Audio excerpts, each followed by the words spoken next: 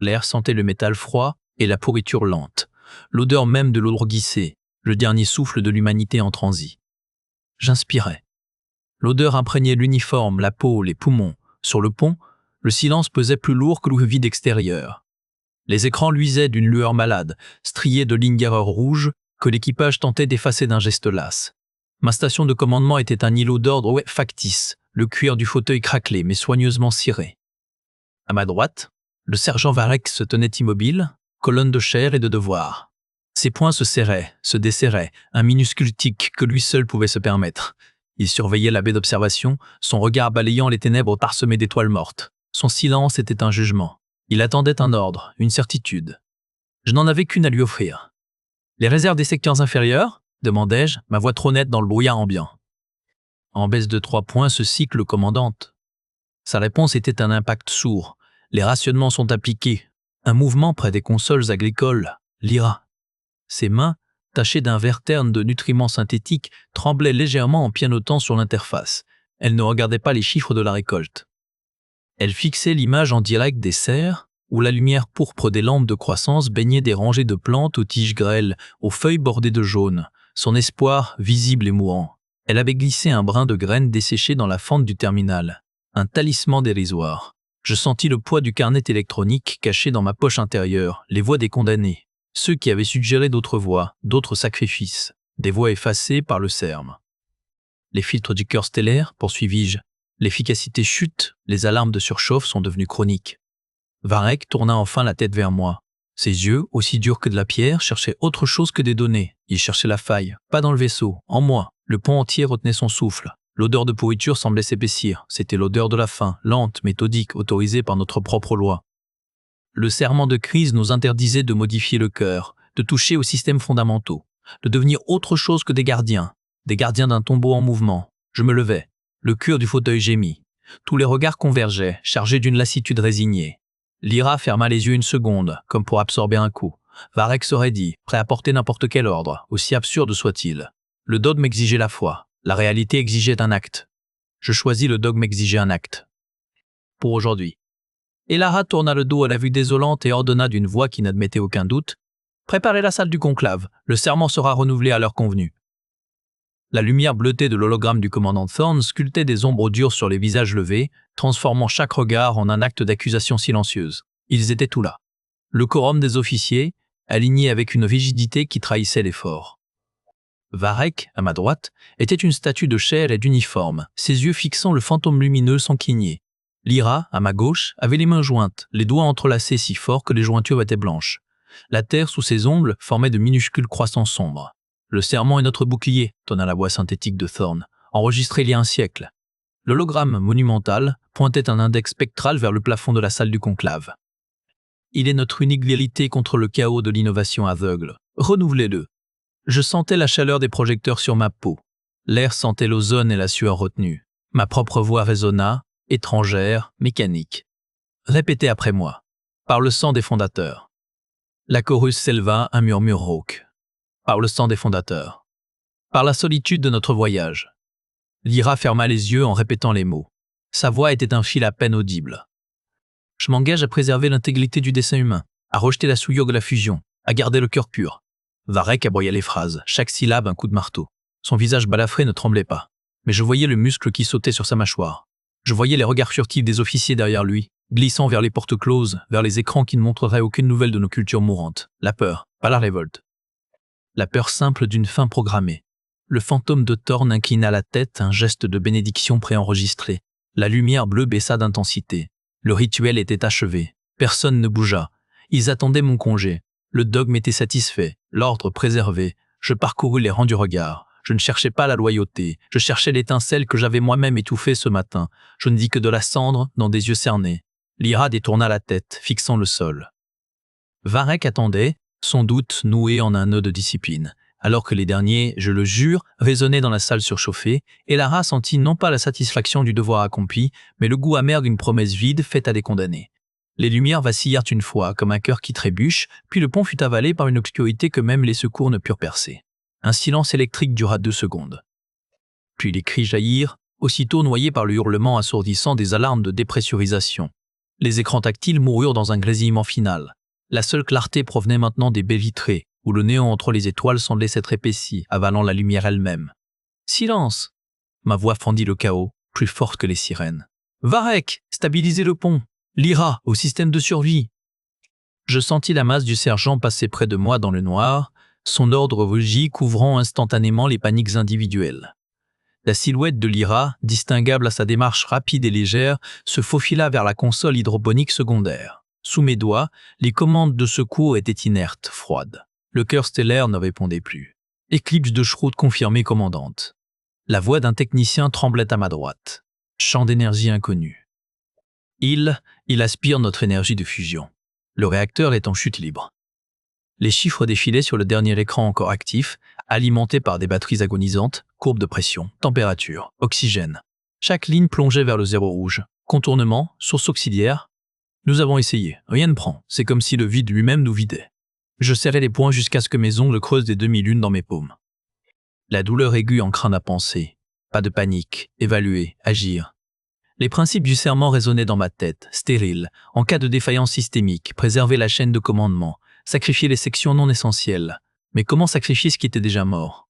Varek rejoignit mon poste, son visage balafré strié de lueur rouge. Les quartiers d'habitation tombent en hibernation forcée. Mais les serres, Lyra leva les yeux de son terminal, ses mains tachées suspendues au-dessus des touches. Son regard croisa le mien. Je n'eus pas besoin d'entendre le diagnostic. Je le vis dans l'effondrement de ses épaules, dans la manière dont ses doigts effleurèrent le brin de graine à sa poche, un réflexe. Les systèmes de régulation climatique des serres sont les premiers à tomber, commandante, dit-elle, d'une voix trop calme. Sans eux, les cultures meurent en 6 heures. Les bandes de semences, elle ne termina pas. Le dernier écran clignota une dernière fois avant de s'éteindre. Dans la pénombre rougeâtre, le visage de Varek, éclairé par la lampe torche de son poignet, était gris. « Commandante, les projections sont formelles. Sans source d'énergie nouvelle, l'atmosphère devient irrespirable dans 70 heures. » Dans le silence électrique de la salle des archives, le seul bruit était le ronronnement agonisant des serveurs et le souffle court de Lyra. 70 heures. Les chiffres tournaient dans ma tête, froids et implacables comme l'acier du pont. Je sentais le poids du regard de Varek, un pilier de silence à ma droite. « Il y a une autre couche d'archives, dis-je. Ma propre voix semblait venir de loin. Les cartes de navigation de secours, celles scellées par le commandant Thorne. Le corps de Varek se raidit. « Commandante, ce sont les archives interdites. Le serment est écrit pour des hommes vivants, sergent. Pas pour des cadavres asphyxiés. » Les mots étaient acérés. Je les avais pensés 1000 fois, jamais prononcés. Accès, code d'autorité Vance Epsilon. Le terminal central s'activa avec un gémissement mécanique. L'écran afficha un saut rouge, l'aigle brisé de crise. Mon doigt plana un instant sur le clavier. Violer ce saut, c'était effacer 7 générations de certitude. C'était devenir ce que nous avions chassé, puni, effacé. Je pressai la touche. Les données défilèrent. Un torrent de coordonnées stellaires et de sigles de classification. Lyra se rapprocha, ses yeux écarquillés reflétant la lumière bleutée. Elle suivait du doigt un tracé orbital, murmurant des calculs de distance. « Ici », chuchota-t-elle soudain. Son doigt s'immobilisa. Un point gravitationnel anormal, loin des routes autorisées, une signature énergétique massive, cataloguée, puis oblitérée d'un sigle noir, celui de l'hérésie. Varek lut à voix haute l'intitulé, chaque syllabe tombant comme une condamnation. Station automate désignée, forge stellaire, classification, vestige précurseur, statut interdit, pénitence, effacement. Le silence qui suivit était plus lourd que le vide spatial. Lyra le rompit, sa voix fragile mais claire. Les relevés, ils indiquent une capacité de synthèse matière-énergie, une échelle industrielle. Elle pourrait recaler le cœur stellaire ou le remplacer. Je fixais les schémas techniques qui s'affichaient. Des circuits organiques fusionnés à du métal vivant, la technomancie pure, le dogme absolu. Varek posa une main large sur le bord du terminal. « Eh Lara, il n'utilisait jamais mon prénom. Y penser, c'est déjà marcher sur la tombe de tous ceux qui sont morts pour préserver notre pureté. » Je vis leur visage. Lyra, accrochée à son brin de graine, dernier vestige d'un monde vert. Varek, son honneur, pilier qui commençait à fissurer. Les 10 000 âmes endormies dans les caissons qui se réveilleraient dans un cercueil géant. Face aux données implacables, je fixais l'écran. La seule solution brillait, maudite et interdite, la forge stellaire. Prononcer son nom à voix haute était déjà une trahison. La cellule de Kael puait l'ozone et la rébellion. Quand j'ouvris la porte, il leva les yeux, un sourire tord aux lèvres. La gardienne du serment en personne, venue se damner. Il était assis en tailleur sur la dalle froide, main posée sur ses genoux. Les cicatrices argentées sur ses doigts attrapaient la lumière blafarde. Derrière moi, Varek bloquait le couloir, son silence plus lourd qu'une condamnation. « Nous partons pour la forge stellaire, dis-je. Le poids des mots alourdissait l'air. Tu vas nous y guider. » Kael émit un petit rire sec. « Nous, le sergent, là, il a l'air d'avoir avalé un tuyau d'échappement. » « Et toi, commandante, ton uniforme est impeccable, mais tes yeux ont de la fracture. » Il se leva, dépliant sa silhouette nerveuse. « Pourquoi moi ? Parce que les archives interdites que tu consultes en secret parlent de moi. » Un froid me traversa. Varek ne broncha pas. Je gardai mon visage de pierre. « Tes compétences sont un fait, ton statut aussi. Accepte, et tu sors d'ici. » En échange de quoi ? Un retour en grâce. Il s'approcha, à la limite permise par le champ de confinement. Une odeur de métal chaud et de peau brûlée. Je sors sur ma propre autorité, je touche au système. Je ne réponds qu'à la logique du problème, pas à ton dogme. Impossible, gronda Varek depuis le seuil. Je levai une main pour le faire taire. Les yeux de Kael, d'un bleu trop vif, fixaient les miens. Il cherchait la faille, l'endroit où forcer le levier. Il la trouva. Tu as besoin de l'air éthique, commandante. Alors tu acceptes ces termes, ou tu regardes ton vaisseau mourir proprement. Le silence s'étira. Dans ma poche, le carnet des voix dissidentes me brûlait la cuisse. Je fis un signe de tête sec. D'accord. Le sourire de Kael s'élargit, dépourvu de toute chaleur. Il tendit une main vers le générateur de champ. Un claquement sec. La barrière énergétique s'éteignit avec un gémissement. Il passa devant moi, sans un regard pour Varek. Alors qu'il quittait la cellule, Kael effleura un panneau de contrôle verrouillé. Il s'illumina instantanément sous son toucher, affichant un flux de données aberrantes. Varek serra les dents, le muscle de sa mâchoire saillant. Le pacte était scellé, et la contamination avait déjà commencé. Les lumières se mirent à saigner. Une teinte pourpre, épaisse comme du sang, envahit le cockpit. La première hallucination de Lyra fut un gémissement de plante assoiffée. Elle se recroquevilla sur son siège, pressant un sachet de graines contre sa poitrine. Ses yeux fixaient le vide, humide. « Elle brûle », murmura-t-elle. Ses doigts tremblaient si fort que les graines crépitèrent comme une pluie de cendres. À mes côtés, Varek resta de pierre. Mais ses poings, posés sur ses cuisses, se serrèrent jusqu'à ce que les jointures blanchissent. Son regard, toujours droit, se vitrifia. Il voyait autre chose, une révolte peut-être, des silhouettes en uniforme se retournant contre lui. Il ne dit rien. Son silence était un verdict. Kael, lui, riait. Un son sec, métallique. Ses yeux brillants scannaient les instruments fous. « Les fréquences psychotropes sont magnifiques », siffla-t-il. Une main aux cicatrices cybernétiques se porta à sa tempe. Elle nettoie la superstructure, laissez passer l'essentiel. Une voix grave résonna dans ma nuque, chaude et réelle malgré l'impossible. Vous les conduisez à l'abattoir, Elara. L'haleine du commandant Thorne sentait le cuir et le métal froid. Je ne me retournai pas. Je fixai le pare-brise où les couleurs pourpres tournoyaient, avalant les étoiles. Tenez le cap, ordonnai-je. Ma propre voix semblait étouffée, venue de loin. Les commandes résistaient, gluantes sous mes doigts. Le pourpre devint noir, un velours absolu qui s'insinua dans la cabine, dans nos poumons. Pendant un moment, il n'y eut plus que le bourdonnement du moteur en détresse et le souffle haletant de Lyra. Puis la navette émergea, cahotante, dans le calme relatif d'un couloir stellaire. La lumière normale nous frappa, crue, révélant nos visages marqués. Lyra essuyait ses joues en silence. Varek détourna les yeux du mien, lentement, comme après une trahison. Kael tapotait son terminal avec une impatience fébrile. Sur mon écran personnel, un message crypté clignotait. Code source, serre hydroponique Lyra. Je l'ouvris. Les serres sont aux mains des fidèles de Thorne. Reviens les armes à la main ou ne reviens pas. Le serment se défendait. La mutinerie avait commencé. La forge ne ressemblait à aucun chantier stellaire. Ses parois palpitaient d'une chaleur organique, et des veines de lumière pulsantes convergeaient vers une chambre centrale, comme vers un cœur ou un utérus. Nos pas résonnaient sur un sol qui semblait fait d'os cristallin. L'air sentait l'ozone et une autre chose, sucrée, presque biologique. Kael courait devant, ses mains greffées traçant des cercles dans l'air comme s'il caressait des données invisibles. Ces murmures étaient des incantations. Les schémas énergétiques, ils ne sont pas mécaniques, c'est une signature neuronale. Varek marchait à mes côtés, son fusil tenu bas mais prêt. Il ne regardait pas la forge, il me regardait moi. Son silence était une lame posée contre ma gorge. Chaque pas plus loin dans cette hérésie était un compte rendu mental qui l'enregistrait. Lyra suivait, une main serrée sur la poche de sa combinaison où elle gardait ses graines.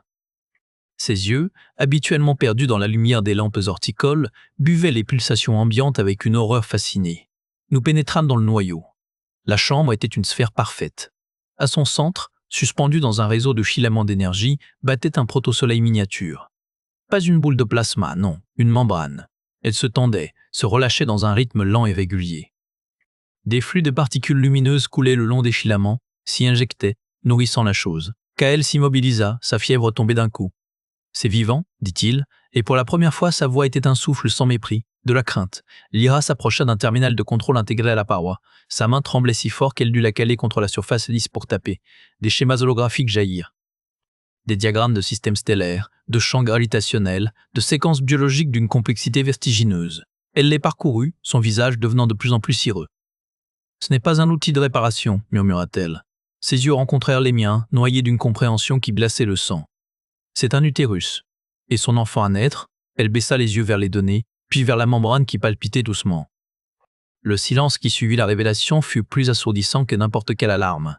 Dans la lueur spectrale du protosoleil, les visages de mon équipe se décomposèrent, reflets de cauchemars différents. Le premier mouvement vint de Kael. Un sourire se fendit sur ses traits. Ses yeux brillants parcouraient les schémas holographiques avec une avidité presque douloureuse. Ses doigts greffés effleurèrent les contours lumineux. Une matrice de terraformation stellaire. Une conception élégante. Sa voix était un murmure de convoitise. Il ne voyait pas le crime, il voyait la mécanique. Varek se tenait immobile, un roc fendu par une secousse sismique intérieure. Ses poings étaient serrés, les jointures blanches sous les cicatrices. Son regard passa de Kael à moi, et ce n'était plus de la désapprobation, c'était de l'accusation pure. Le dogme qu'il portait comme une seconde peau hurlait en silence. Je vis ses muscles d'épaule se tendre, prêts à l'action.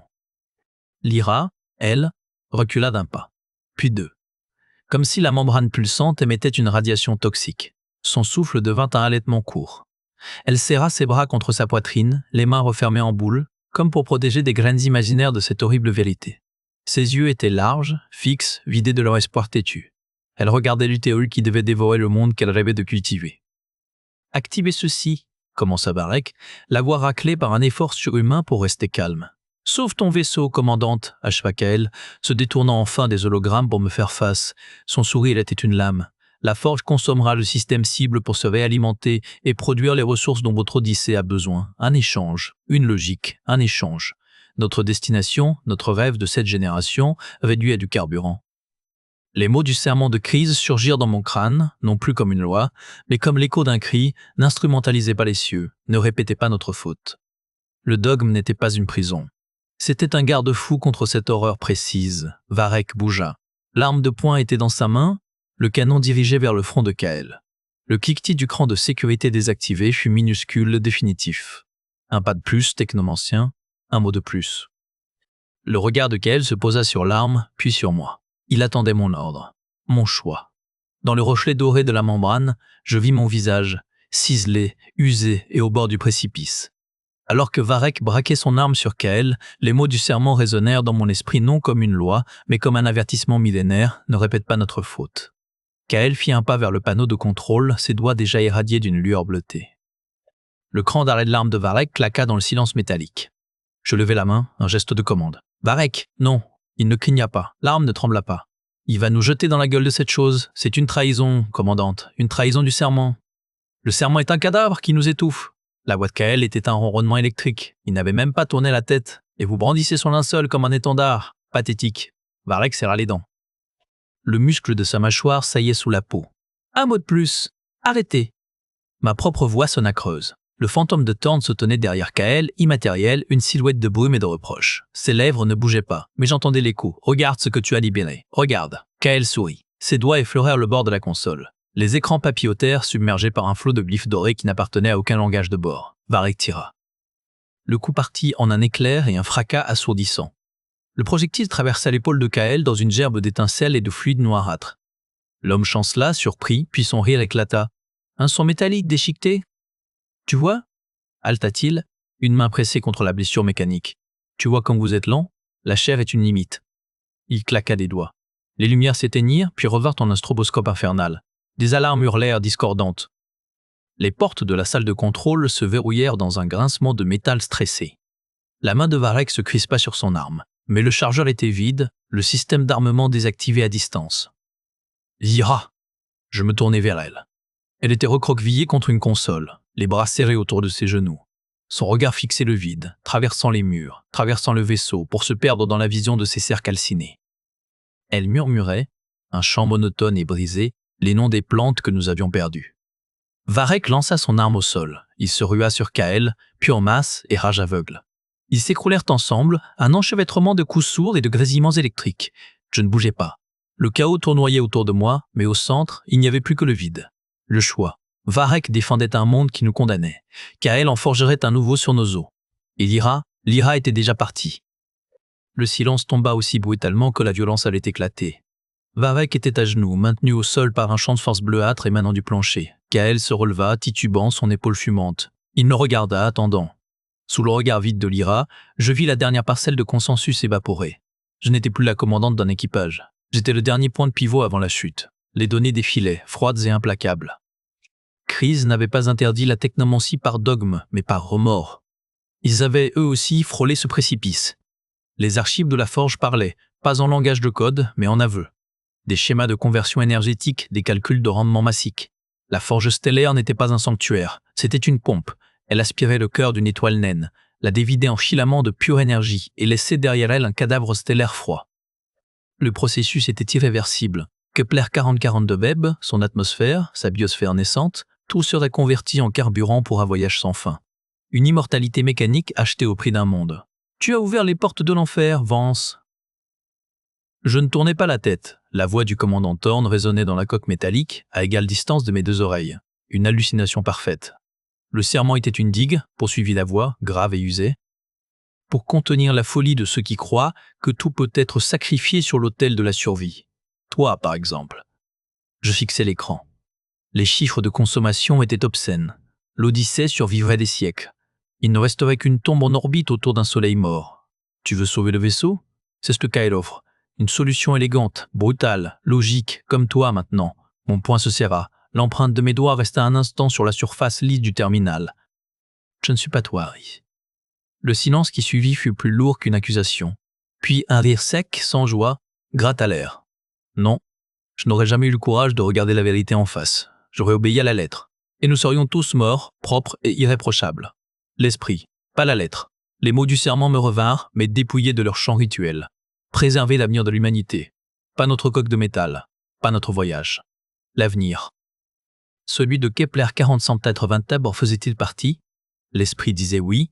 La lettre exigeait son anéantissement. Le plan se forma, hideux et nécessaire. Une séquence de sabotage.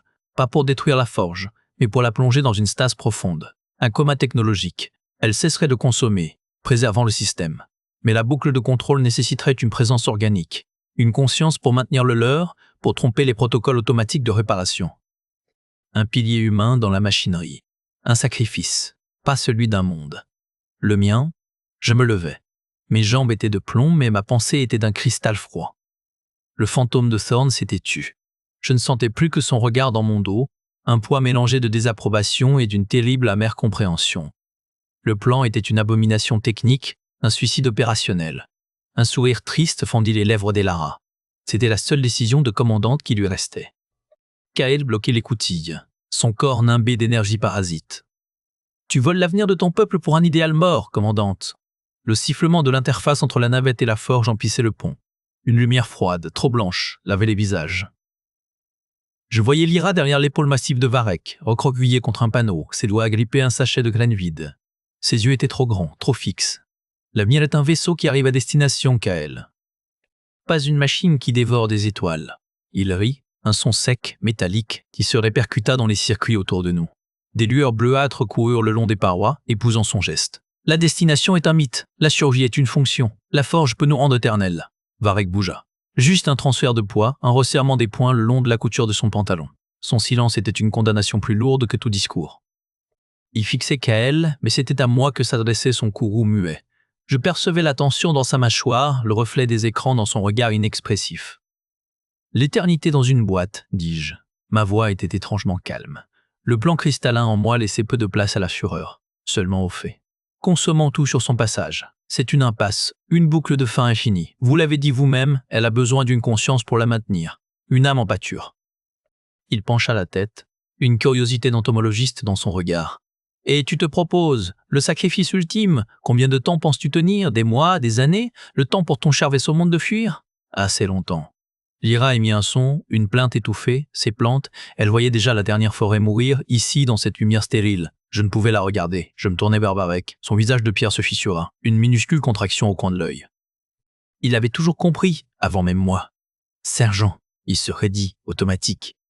La navette a assez d'énergie résiduelle pour un retour d'urgence. Prenez l'IRA, prenez les relevés de la boucle de stase, rapportez-les à l'Odyssée, l'ingénierie pour en tirer quelque chose, de l'énergie, du temps. Commandante, le mot rauque a arraché. C'est l'ordre final, Varek. Je soutiens son regard. J'y vis l'ombre du commandant Thorne, l'écho de tous les serments brisés. Vous sauverez le vaisseau, vous les ramènerez chez eux. Kael observait la scène, un sourire ambigu aux lèvres. Il ne tenterait pas de les arrêter, ils étaient insignifiants. C'était moi, le prix, le verrou humain qui l'intéressait. Je posais une main sur le panneau de contrôle central de la navette, mon reflet se superposant au cœur de feu de la forge derrière le hublot. Je me tournai vers Varek, ma décision gravée dans mes traits. Fuyez, maintenant, c'est un ordre. Le rire de Kael résonna, un crissement métallique qui couvrit le gémissement de Varek braquant à nouveau son arme. Vous voyez, commandante, même votre chien de garde sait que je suis déjà mort. Une traînée de fluide noirâtre, trop épaisse pour du sang, perlait sur son flanc. Il ne bronchait pas. Abaissez votre arme, sergent. Ma voix était un fil tendu sur l'abîme. Varek ne bougea pas, ses doigts étaient blancs sur la crosse. Il a touché à la forge. Le serment est clair. Le serment ne tirait pas sur des hommes désarmés. Je m'avançai, plaçant mon corps entre son canon et Kael. C'était la première leçon de Thorne. Le nom fit tressaillir Varek. Dans la lueur vacillante des écrans, son visage se fissura. Le fantôme était là, entre nous, aussi réel que le métal froid. Il vous regarde, Elara. Il voit votre trahison. Lyra, j'ordonnai son acquitter des yeux. Verrouillez-le. Elle était recroquevillée près d'un panneau, les bras serrés autour de ses genoux, son regard vide était rivé au cœur pulsant de la forge. Elle ne réagit pas. Kael profita de l'instant. Son mouvement fut un éclair de douleur maîtrisée. Sa main blessée, gluante de noir, s'écrasa de nouveau sur le panneau de contrôle. Des glyphes de lumière ambrée jaillirent, encerclant son poignet. Un bourdonnement profond, organique, émana des entrailles de la station. Varek rugit. Ce ne fut pas un cri de soldat, mais de bête acculée. Il chargea. Je me jetai sur sa trajectoire. L'impact nous projeta contre une console. L'air quitta mes poumons. Son poids, sa force écrasante, je vis sa main chercher la dague à sa ceinture. La lame du serment. Je dois, haleta-t-il, son haleine chaude contre mon visage. Les larmes creusaient des sillons dans la poussière sur ses joues. Pour le vaisseau. Je ne le combattis pas. Je l'étreignis. Je serrai ses épaules massives, ma bouche près de son oreille. Pour le vaisseau, Varek. Alors ramène-la à la maison. Sa tension se brisa. Un sanglot rauque lui échappa. La dague cliqueta sur le sol. Derrière nous, le bourdonnement devint un hurlement. Kael, fusionné au panneau, se retourna. Son sourire était une déchirure de lumière ambrée dans sa chair pâle. Trop tard. Elle respire.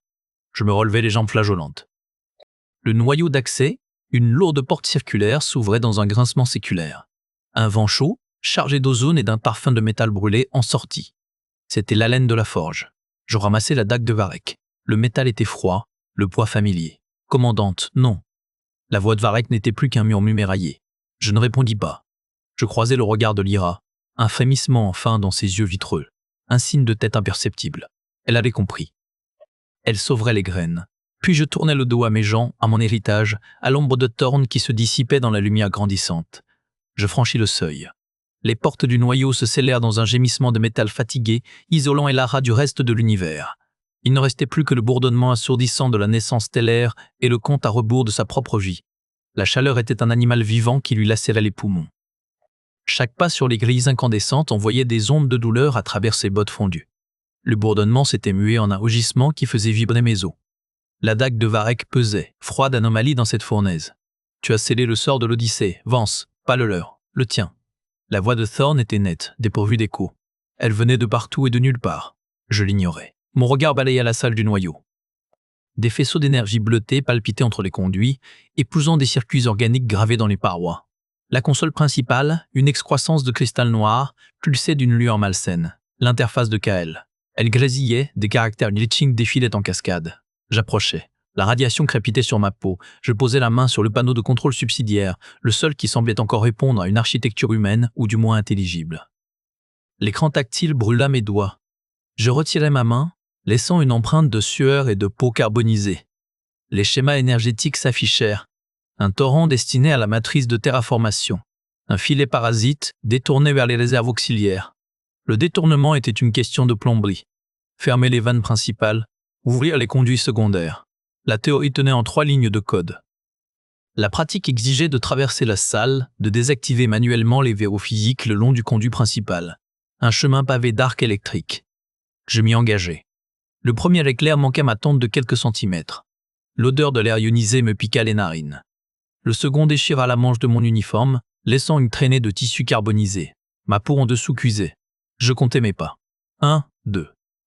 La voix de Thorn hurlait maintenant, couverte par le rugissement, mais je percevais les mots dans ma moelle. Trahison, vanité, échec. J'atteignis le premier verrou, une roue de scellement en alliage. Je saisis les poignets, la chaleur me transperça les paumes. Je serrais les dents, crispais mes muscles et tournais.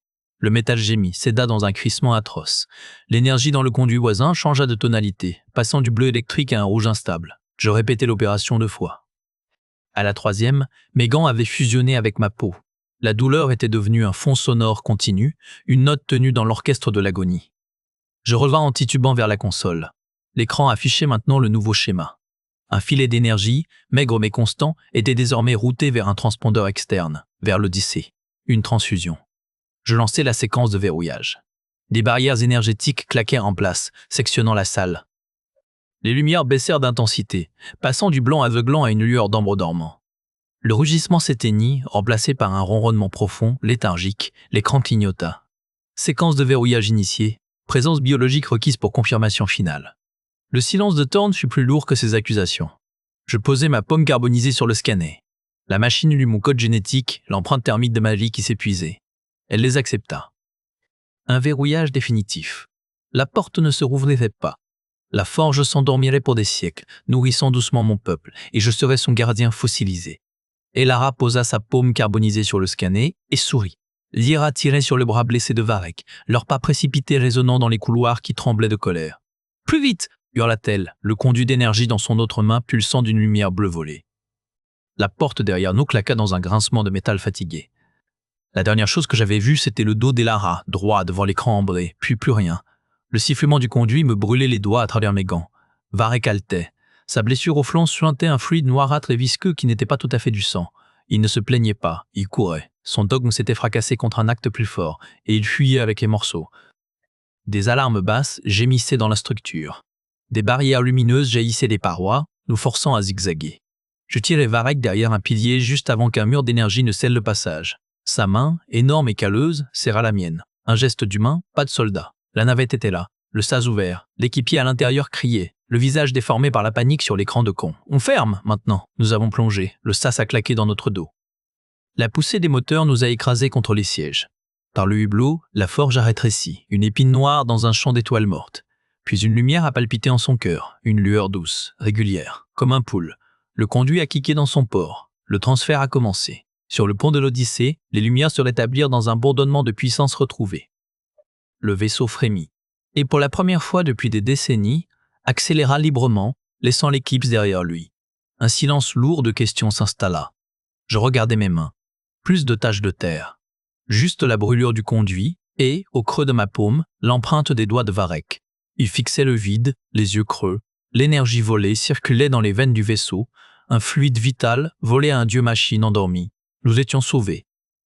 Je sentis le poids des graines cachées dans ma poche. Des promesses pour un monde vert. Arrosé par un sacrifice stérile. Le vaisseau fuyait. La forge veillait. Et entre les deux, il n'y avait plus qu'un silence infini, et nous pour le traverser. Dans le silence cérémoniel de la salle de commande, la voix d'Elara s'éleva, claire et apaisée, sortant des haut-parleurs. Journal personnel, annexe finale. Si vous entendez ceci, alors le choix était fait, et j'espère qu'il était bon. Nous étions tous là, l'équipage principal et les survivants de la salle des machines. Varek se tenait au garde à vous, raide comme une poutre, ses yeux fixés sur le plancher. Le fluide noirâtre avait été lavé de son uniforme. Il y avait une place vide à la console de commandement, une seule. Vous savez désormais le prix du voyage. La forge stellaire est une tombe, et je suis devenu son gardien. Ne la cherchez pas, ne la réveillez pas. Son pouvoir est un piège qui exige toujours plus que ce que vous êtes prêt à donner. Laissez-la dormir. La voix était calme, presque détachée. Elle expliqua le transfert de commandement, les codes, la régénération des systèmes. Puis vint la partie pour laquelle nous retenions notre souffle. Le serment de crise fut conçu pour nous protéger de nous-mêmes, mais tout dogme qui étouffe le choix devient une prison. Je vous lègue donc un nouvel esprit pour guider vos pas, préserver la vie. Préservez le choix. Ne craignez pas l'inconnu, craignez de vous fossiliser dans l'incertitude. Varek. Le sergent sursauta, comme frappé. Ton devoir n'est plus de défendre des mots sur un parchemin. C'est de protéger ceux qui portent l'avenir. Pardonne-toi. Un muscle tressa dans sa mâchoire. Il ne pleura pas. Il se mit simplement au repos, les épaules affaissées d'un poids qui commençait enfin à se dissiper. Lyra. Je serrai les poings, sentant les graines dans ma poche. Tes serres sont le véritable cœur de l'Odyssée. Fais pousser, fais grandir. Ne laisse jamais l'espoir devenir une relique. Le monde vert que tu portes en toi est la seule raison pour laquelle tout cela en valait la peine. Prends soin d'eux. » L'enregistrement s'arrêta. Le silence qui suivit fut différent. Il n'était plus lourd de questions, mais chargé d'une tâche. Les jours qui suivirent furent des jours de réparation, physique et autres. Le cœur stellaire, alimenté par l'énergie transférée, battait avec une régularité oubliée. Les lumières ne faiblissaient plus.